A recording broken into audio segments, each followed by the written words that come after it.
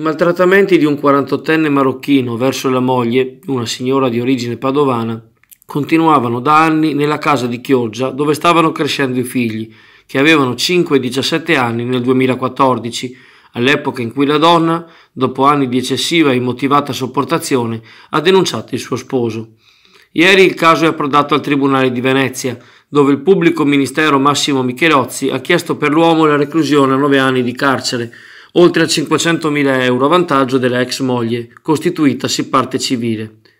Prima durante la convivenza, poi il matrimonio, i rapporti tra i due in 20 anni erano stati spesso tesi, tra violenze fisiche anche davanti ai bimbi, insulti, vessazioni, uso di cinture e oggetti atti a offendere, continue richieste di rapporti sessuali anche forzati a tutte le ore del giorno e della notte.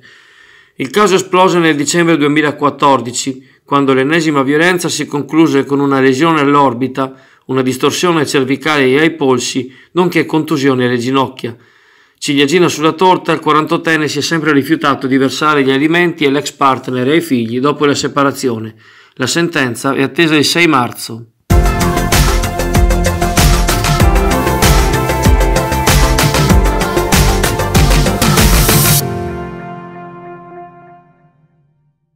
L'ULSS 3 Serenissima ha bisogno di personale.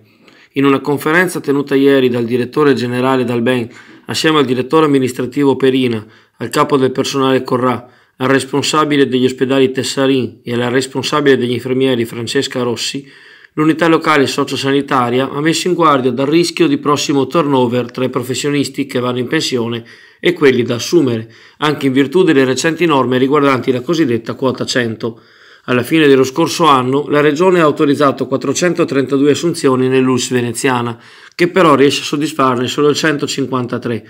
Mancano all'appello 128 medici, 46 infermieri e 53 operatori sociosanitari da reperire sul mercato privato. L'individuazione del personale si fa sempre più difficile. Il direttore Dalben parla di guerra tra gli ospedali per accaparrarsi dottori.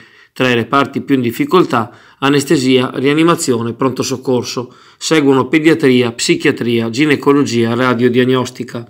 Quanto al personale infermieristico è stato chiesto di attingere alle graduatorie di altre ULSS venete e di attivare un nuovo concorso, oltre alle liste di mobilità. Dalben si è dichiarato favorevole a togliere il numero chiuso alla facoltà di medicina.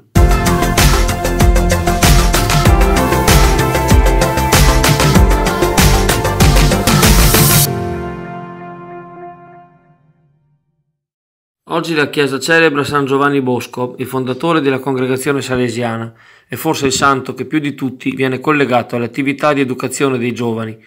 Per commemorarlo, domani sera, venerdì 1 febbraio, al teatro che porta il suo nome in Calle Chierichin a Chioggia, è stato organizzato un convegno dal titolo Like e amicizie reali, videogiochi, musica e cyberbullismo, destinato a genitori, educatori e ragazzi stessi. Ospite della serata, che inizierà alle ore 21 a ingresso gratuito, sarà il professor Mariano Diotto, direttore del Dipartimento di Comunicazione all'Università IUSVE e docente del corso di semiotica dei New Media, che aiuterà a comprendere le dinamiche attuali nei rapporti sociali fra giovani e dei giovani con gli adulti, alla luce dei rischi che incorrono nell'uso sconsiderato del web.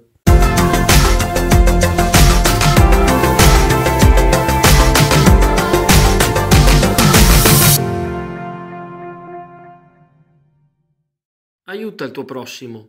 Inizia la mattina del 23 febbraio, nella sede del distretto sociosanitario in via Vespucci a Sottomarina, il corso organizzato dalla ULSS 3, dal Comune di Chioggia e dall'Associazione Amministratori di Sostegno per formare nuovi interessati all'istituto in questione, ovvero la possibilità di compiere atti giuridici in assistenza e a tutela di persone prive, in tutto o in parte, di autonomia. Iscrizioni obbligatorie entro il 21 febbraio alla mail amministratoridisostegno@gmail.com.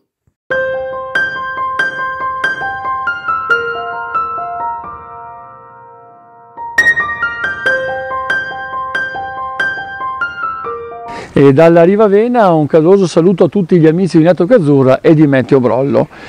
La regola base dei prossimi giorni sarà sicuramente instabilità perturbata e naturalmente anche temperature però in salita, perché se oggi sarà una giornata ancora tutto sommato accettabile per via del fatto che la perturbazione in transito ieri sulle prime ore di oggi naturalmente avrà prodotto pochissimi effetti e principalmente sulla parte nord-ovest e anche la pianura appunto padana occidentale, sulle nostre zone poco ha naturalmente sfornato, sarà da questa sera domani che ci appresteremo a vivere circa 48 ore piuttosto pesanti dal punto di vista dei fenomeni e naturalmente anche dei venti.